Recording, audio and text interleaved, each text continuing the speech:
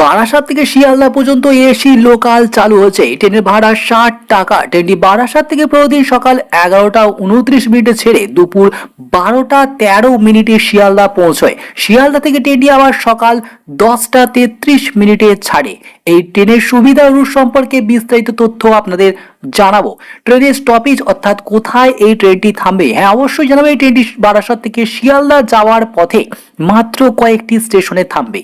স্টেশনগুলি হলো Madhyamgram, Birati, Dumdum cantonment, Dumdum junction এবং Bidhannagar road. এটি লোকালের বিশেষ সুবিধা কি আছে এই লোকালে, চলুন এই এসি লোকালের সুবিধাগুলো একবার জেনে নেওয়া যাক।